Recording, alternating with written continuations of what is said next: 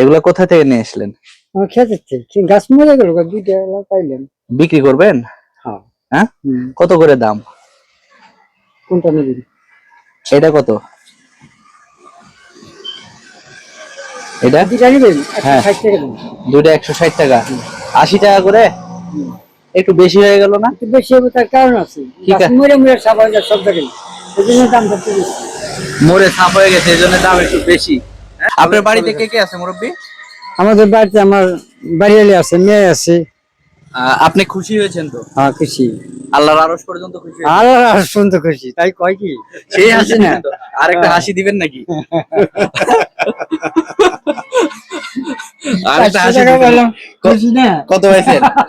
400। 400। এই হাসি সুন্দর হয়েছে নাকি আঙ্কেল? আরেকটা হাসি দিয়ে দেন সুন্দর করে।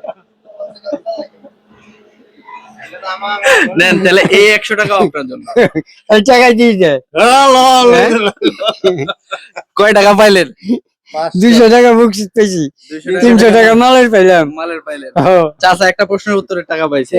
এবার মোট কত হয়েছে? 600 মোট, টোটাল 600। 600-র মধ্যে আপনি 500 পাইছেন। আমি 500 পাইছি। খুশি না?